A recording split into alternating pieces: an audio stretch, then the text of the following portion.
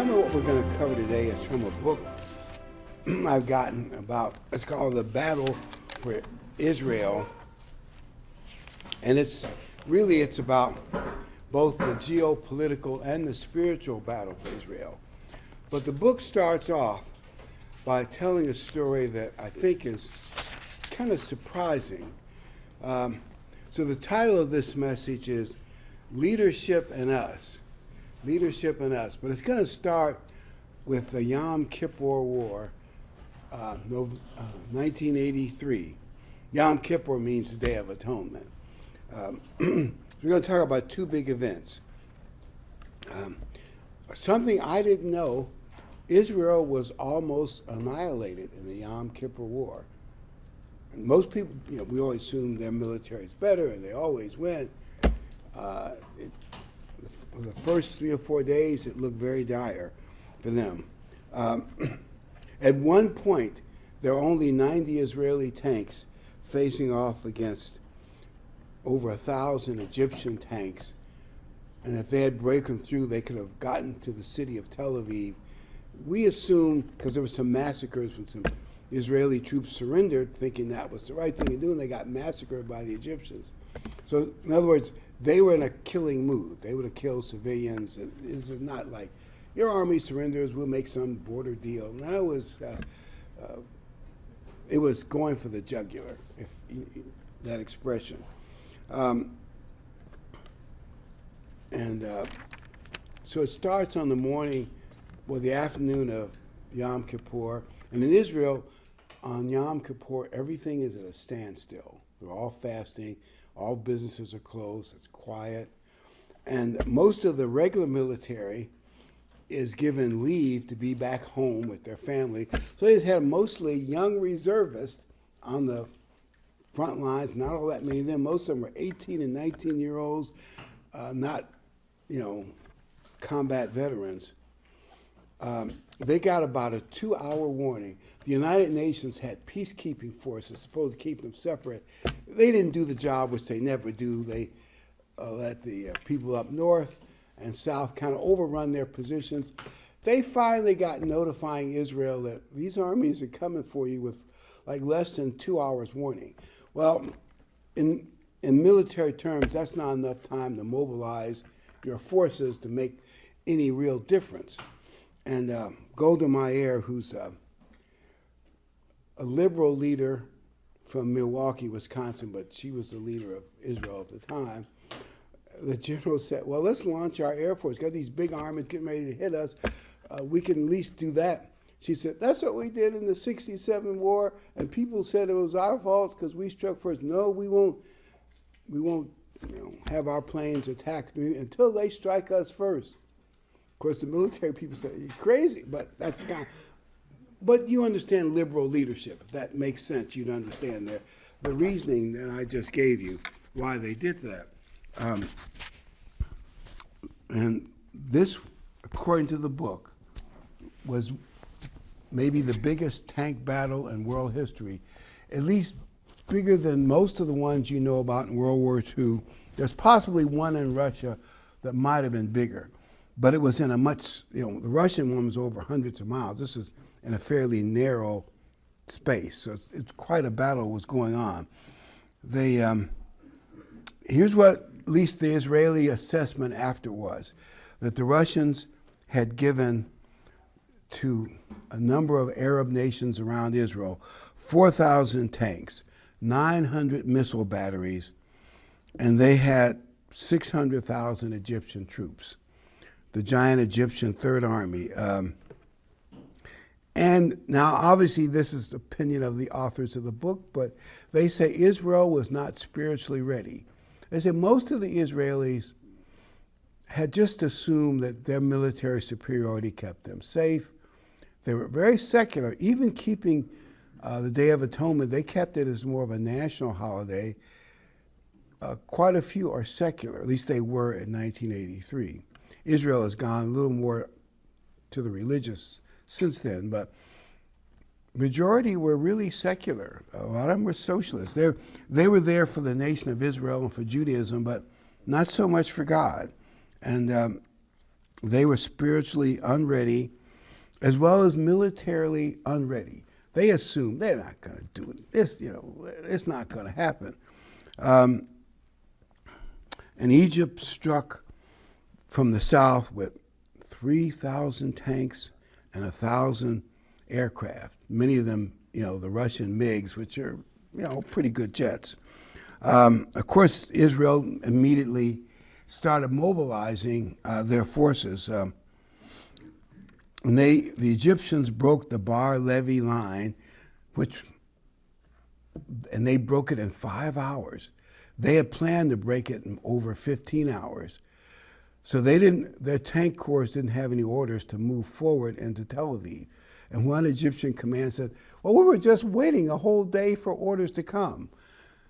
For the people who were praying for Israel at that time, they believed that was a blessing from God. The same thing happened in the north. They kind of broke through, but they kind of waited a day like, we can't believe we've gotten this far. Well, now what are we going to do? If that makes any sense.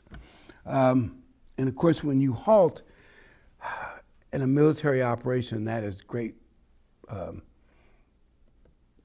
Anyway, it's a great thing for the enemy that's caught off guard when you stall a little bit and wait. The north, they paused around the Golan Heights. I saw a video of the battle on the northern side of Israel, where it's mostly the Syrians, the Iraqis, and some other Arab nations in that north of Israel, and they had a lot of tanks, and they were invading. I'll just describe the video as best I can. You have to see it.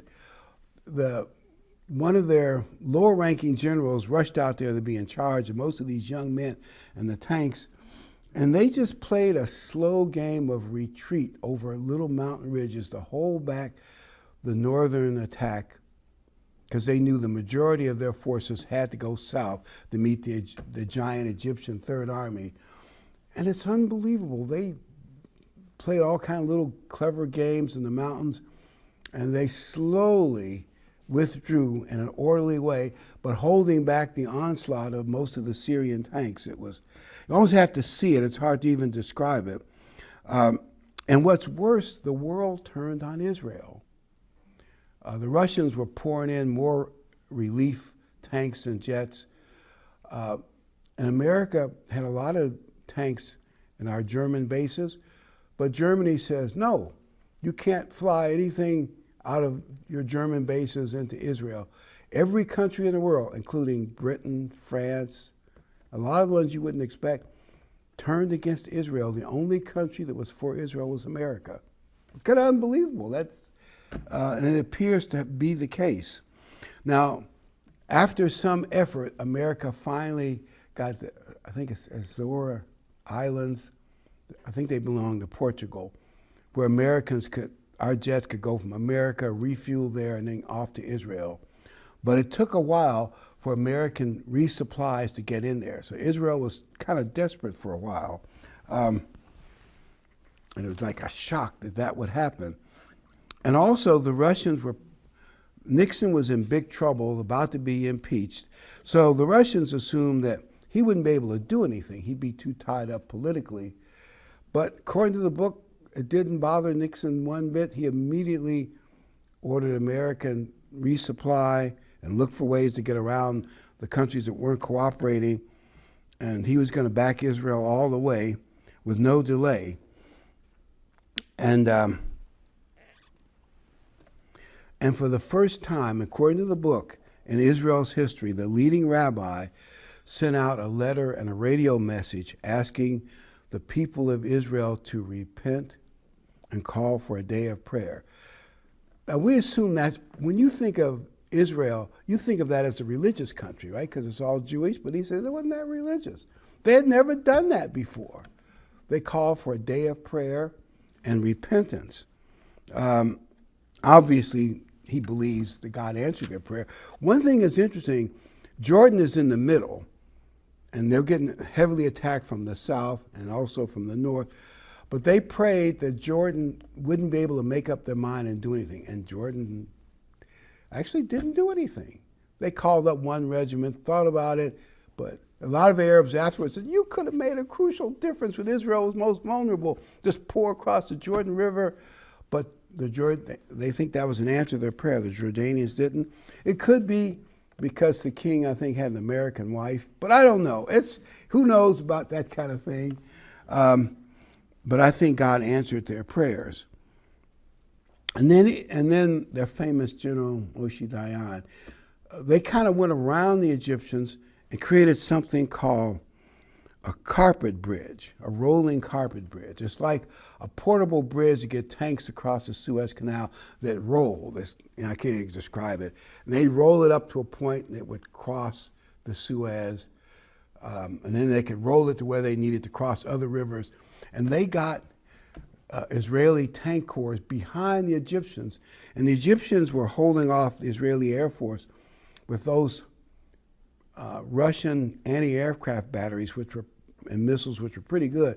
Well, those tanks blew up all the anti-aircraft missiles, and all of a sudden the Egyptian army was out in the Sinai Desert with no air cover. And as it turned out, the American fighter jets were much better than the Russian MiGs. Maybe on paper they're just as fast and can fly just as high, but apparently American planes are better at aerial combat and all that other stuff. And they soon swept the skies of the MiGs, and now the Egyptian Third Army was out in the desert, because desert fighting is where tanks are best, out in the open, flat. But they're also, for airplanes, can easily drop missiles on them, and they started really hurting the Egyptian Third Army. And then, of course, Moshe Dayan came up with that rolling carpet behind them, cutting off their supplies. So once they think they had that bottle up, then most of their tanks went north to face the other ones, and they drove them back to Damascus. And what looked like defeat within, I think it was about 2 weeks, turned to victory. Well, Brezhnev, who was in charge of this was part of the Cold War. He was going to get the whole Arab world supporting Russia against America in the Cold War, and he had invested a vast amount of resources into tanks and jets and missiles, and he was really upset that things were turning bad. He sent some battleships that, at least they said, had nuclear-tipped missiles to Egypt, and they were thinking about either sending Russian paratroops into the battle to save the Egyptian Third Army or using nukes. At least that's what the book claims. And a lot of this, no one knows what the Russians would or would not have done. But at that point, Nixon called what we might call DEFCON 3 or DEFCON 4. That's put all the 2.3 million American military on high alert for war. And of course, the Russians would see that, all those missiles going up and all that electronic stuff. And when the Russians saw that Nixon called DEFCON 3, I think it was, they backed off. They turned their battleships around, and the planes with their paratroopers turned around. The Russians pulled back. I think Russia is good at attacking when they think the advantage is on their side, but I don't know if they're willing to risk that much. We think that Israel had gotten complacent, and they were not spiritually ready, and they didn't have the best spiritual leadership. That's story number one. And obviously it eventually, I might just throw this little bit in. Kissinger may have made a great deal. When the Israelis had this giant Egyptian army cut off and vulnerable to their jets, well, I give Kissinger and Nixon, whatever, credit. They made a deal with Israel. They said, Israel, if you let the Egyptians make some kind of deal, Egypt will sign a peace deal with Israel. Egypt did. They were the first Arab state to sign a peace deal with Israel. We can go all the details later, but that got Anwar Sadat assassinated. For those who know the rest, I hope I get my dates right, but somewhere in that time frame. It maybe didn't happen right away, but it did give Israel their first peace deal. And I think Israel actually has a peace deal. Whether they live up to it or not is maybe debatable, but with Egypt and with Jordan, which is a good deal for Israel. And I think Trump's trying to get Saudi Arabia and the rest of those guys in a peace deal with Israel. But we shall see if that happens or not. But they were not spiritually ready. That's story one. The second story I want to talk about is the greatest king in Judah's history outside of David, and that was Josiah. After two kings of over half a century of idolatry, and Judah was in bad shape and things were going bad, Josiah's father was assassinated after only 2 years. And at 8 years old, he inherited the throne.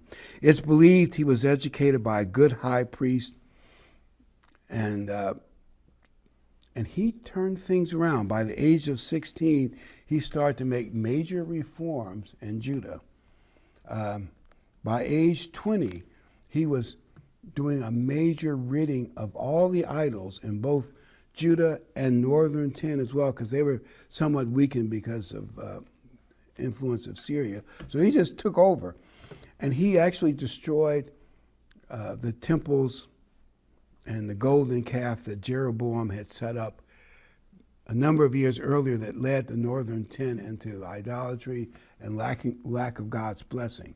Actually, they never had a good king, because once they changed the holy days, we think they got rid of all the fall holy days and moved the feast back an extra month and changed the nature of it and put in golden calves instead of worshiping God the appropriate way. They never had a path back to repentance, and they never really got there. So he got rid of all of that.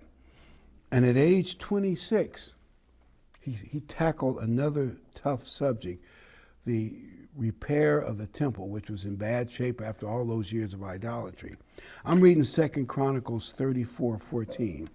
This is 2 Chronicles 34:14. Now when they brought out the money that was brought into the house of Jehovah, Hilkiah the priest found the book of the law given by Moses. In other words, they had actually lost the Bible. Apparently there was an original copy that some probably energetic priests hid in the temple somewhere. And when they were going through all those columns, repairing, we're like, look what we discovered. You would think they'd had many copies of it. They had lost the Bible. In other words, we can thank Josiah for the Bible being available to us today. Anyway, then Hilkiah answered and said to Shaphan the scribe, I found the book of the law in the house of the Lord. And then they gave it to the secretary. And by the way, we learn from all this that that nation would be blessed as long as Josiah was alive. 2 Chronicles 34:21. After they read it, they were kind of shocked when they read the Bible and they realized, wait a minute, we are and have been doing a lot of bad things, because they're closer to the reality of what it looked like than we are. So they said, we've been doing a lot of things that's making God angry, when they read the first 5 books of the Bible. So they said, go inquire of Jehovah for me and for those who are left in Israel and Judah concerning the words of the book that is found. For great is the wrath of the Lord that is poured out on us, because our fathers have not kept the word of the Lord. 2 Kings, this is different than Chronicles, but somewhat similar. 2 Kings 23:24. Moreover, Josiah put away those who consulted with mediums, spiritists, household gods, idols, and all the abominations that were seen in Judah and in Jerusalem. In other words, he said, well, we got to get rid of this stuff that's getting us in trouble, that were seen in Judah. And he also said, went to the northern 10 territories as well, that he might perform the words of the law which were written in the book that Hilkiah the priest had found in the house of the Lord. By the way, when you think of Josiah cleaning house, you think, well, it's just getting rid of some idols. No, it was also getting rid of things like temple prostitutes, both male. By the way, the word sodomite means male prostitutes, the way it's used in the Bible. Getting rid of male prostitutes, female prostitutes. Many of these were sold as children to the pagan priests to do that. They didn't just volunteer. And actually you see that, I'm told, in certain cities The Johns liked the prostitutes, both male and female, young, like 11, 12, 13, never mind, you don't want to hear all that. But they got rid of that, and also human sacrifice and other immoral. By the way, pagan religions, polytheism, they feared their gods regarding being blessed with good crops and a whole bunch of other things and winning in war. But they didn't have any moral codes. Pagan religions didn't have any moral code. So it was a loss of morals, and all those bad things went with it. And just kind of remember that, because you might not think, well, who cares? But Josiah was, next to David, the greatest king Israel ever had. Now, I want to tell a stupid joke to kind of make a point. This is called bald leadership. Bald leadership. This dad was in charge of paying for his daughter's wedding. He's a leader of stuff, but his name is Lionel. In his last few years, he's gotten quite bald. And a lot of his family members hadn't seen him with this loss of hair on the top. Even though he can look distinguished without hair, but he was very vain about his looks. So he went and bought a toupee. He wasn't sure how well it fitted, but at least they'll see me with the hair I always have. On the day of the wedding, he was worried about it. He thought everybody was looking at his head. So he asked his younger daughter, she saw him worried. She says the day after, "What's the matter, Daddy? You look kind of worried and sad." He said, "Well, I'm not really sad, darling. It's just that I'm sure everybody yesterday was looking at the wig on the top of my head and talking about it." No, she said. "Daddy, they didn't. No one knew until I told them." Nobody knew until I told them. So anyway, it just shows you got a good leadership. You can't have too much vanity. Verse 25.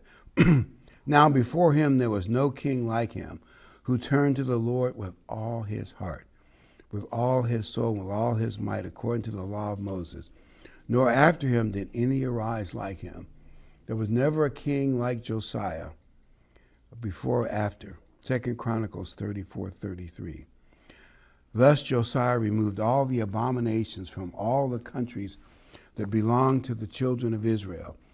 And he made all who were present in Israel diligently serve the Lord their God. In other words, good leadership got them to serve the Lord their God. All his days they did not depart from following the Lord their God, the God of their fathers. He actually made them take a covenant. I had some meetings in the courtyard, and he read the book of the law to them, the whole thing, I guess, where they, in several days, they'd stand up. By the way, in those days, people stood up in the audience, and the guys reading it was on a platform sitting down with a scroll in front of them. I was thinking, they had strong legs. They could stand up for an hour and a half sermon, but that way you're not going to fall asleep because you're standing up anyway. And they heard it, read to just about everyone. It was quite something. Now, one of the things that he did discover, Hilkiah the prophetess, they asked her, well, what's God going to do about all the pagan mistakes we've been doing for many years? And she said that Judah was headed for the plagues that are mentioned in the Bible, and they would fall. But nothing would happen while Josiah was alive, because God was impressed with his dedication and his humility. So he said, well, I'm going to do my best to try to make this nation as spiritual as I can, hold back the bad things.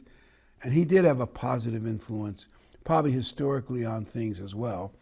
And Judah made a comeback, as you know, returned from exile. So his influence was positive. And so he held a giant Passover service where they really, let's say, enjoyed themselves appreciating God and how he passed over their sins. Actually, you realize, by the way, you realize the whole Old Testament, when understood correctly, is really about Jesus Christ. That's something that was stated in the New Testament, and sometimes you kind of forget it. But what's the whole point of the Passover? the blood of this lamb on this doorpost, or if they take it in a wine bread ceremony, same principle. The blood of this lamb on the doorpost makes God's death penalty for sin pass over you. And who supplies that blood? Who's the real Lamb of God? Jesus Christ. So what they were doing was really honoring what Christ would do in the future. There had been no Passover kept in Israel like that since the days of Samuel the prophet. None of the kings of Israel had kept such a Passover as Josiah kept, with the priests and the Levites, all Judah and Israel who were present, and the inhabitants of Jerusalem.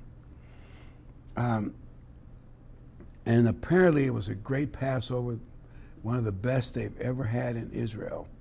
Now I'm going to go to a New Testament example of good leadership. A New Testament example of good leadership was the Apostle Paul. He was the greatest new covenant leader.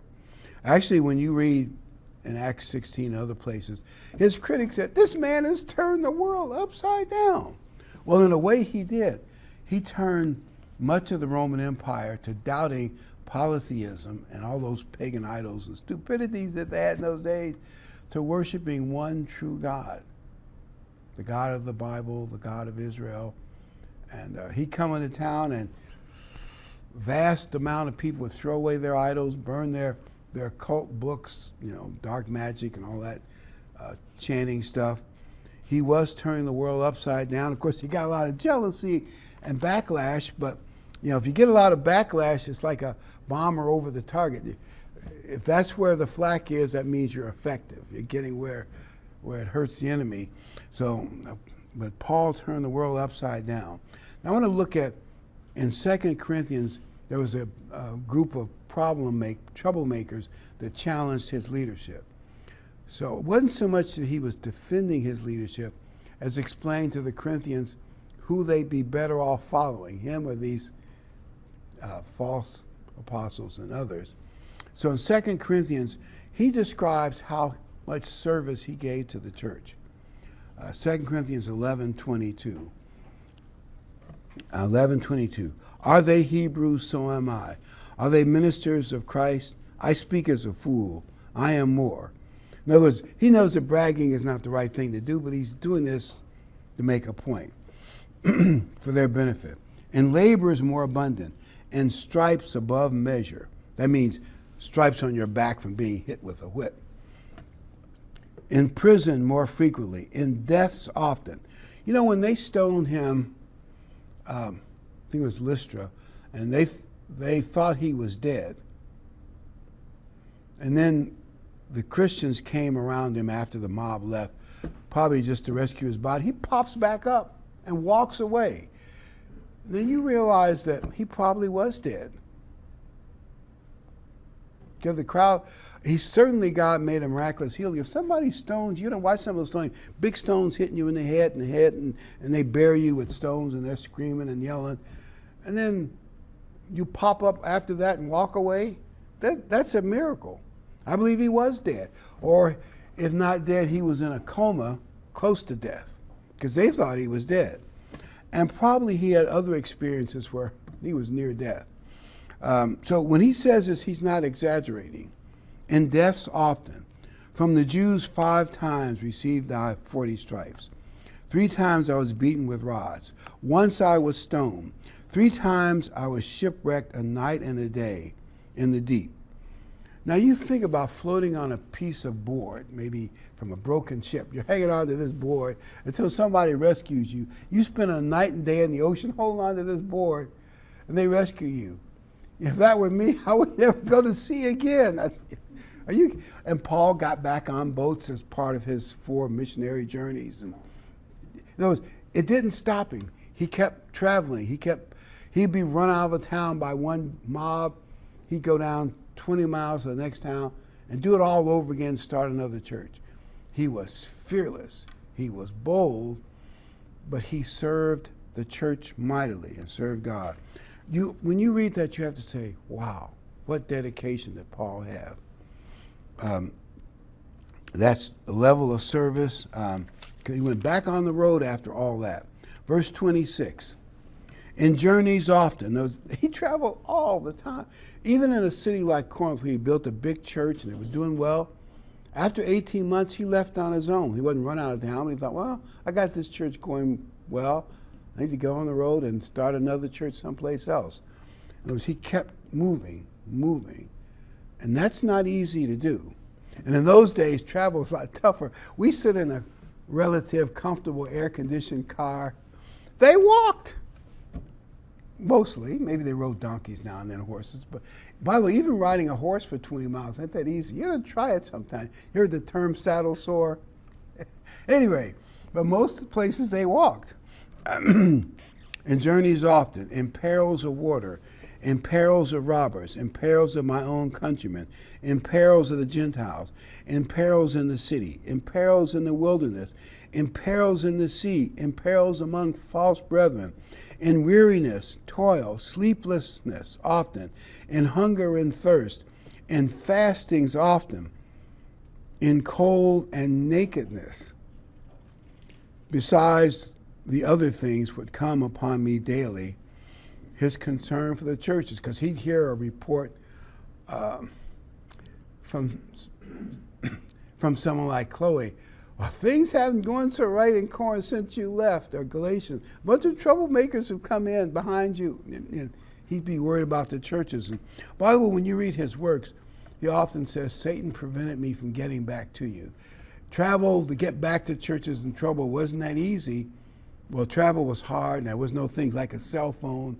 He had to wait on messengers he'd send. And like in one case, he couldn't get to Corinth. But he sent Timothy. You know, why did he go himself? Well, Paul was a high-profile figure. You got to think of it that way. If Paul went to Corinth or some of those other cities, and Ephesus and others, the mobs and the haters would all be up in arms. There'd be more trouble.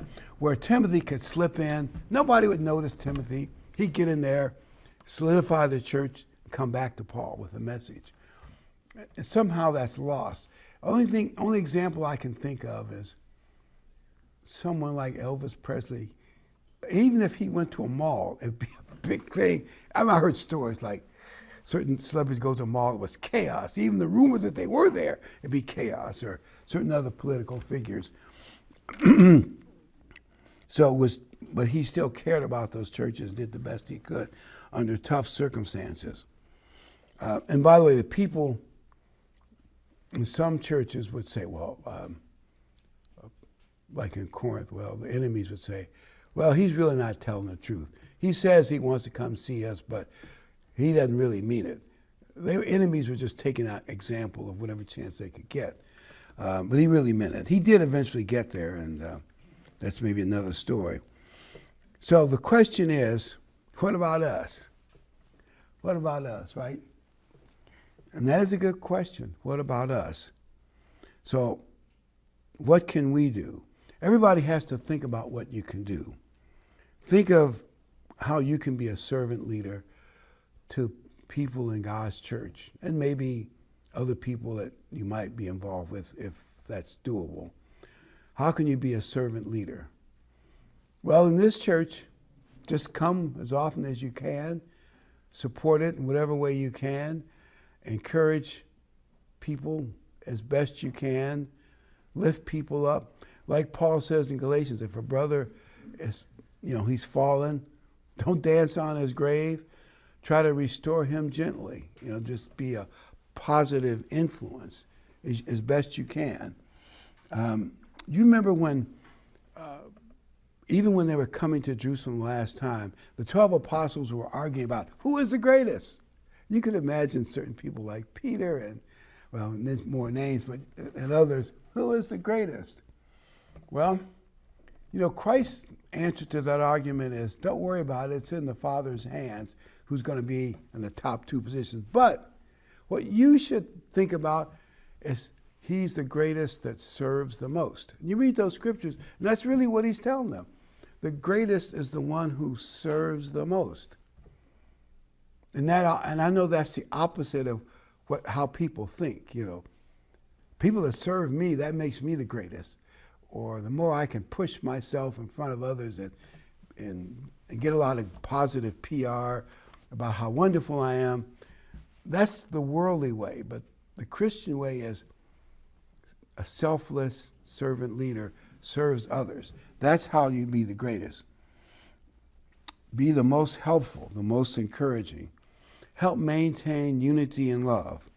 Help others, like in a master class of unselfishness like Jesus Christ. And stay ready. Just stay ready. One of the things that when you look at the end of Luke 21 and Matthew 24, Christ has two long stories. You know them well, about the servant who's caught off guard because the master delays his coming. And when he comes, they're rioting with the world and the drunkards and partying. In other words, maybe Christ won't come back as soon as we want him, and you get sucked back into the world. So that's what he means by stay ready. I believe that to some extent that happened to Judah, and the book has several things to mention that they became a more religious state after Yom Kippur. And maybe even after October 7th, they've gotten a little more religious. I suppose only time will tell on that one. I'm not sure about that, but we'll see.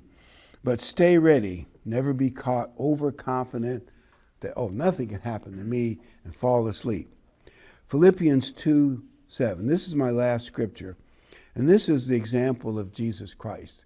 Paul's writing about Christ as a selfless servant, and what I call servant leadership. Philippians 2:2. Fulfill my joy by being like-minded, having the same love, being of one accord, of one mind. So he's saying be unified. Try to help unity as much as you can. You know, some people, I used to call it the playground syndrome. There'd always be one or two kids who wanted to see the toughest kids fight it out, kind of like a fight promoter. You know what he said about you? That he could take you. He goes to the other kid. You know what he said about you? You're not so tough. You just think you are. And then they get the two fighting each other, and they enjoy making a mob and yelling for their, well, that's a terrible thing. Or it can be done verbally too. You know, maybe girls would do it more verbal than physical. Although I've seen some girl fights that were scary. But anyway, I want to scare you about mentioning that, hair pulling. But the point I want to get at, there are people who love to stir up trouble. We should be unifiers. That's what Paul is saying. Try to diminish problems and differences. Be a unifier.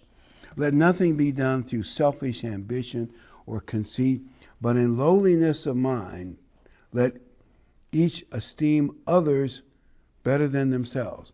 Boy, if you talk about anything that's the opposite of human nature, esteeming others first instead of thinking of me, you can almost assume that at some point you'll naturally think of yourself. So don't worry about thinking about yourself.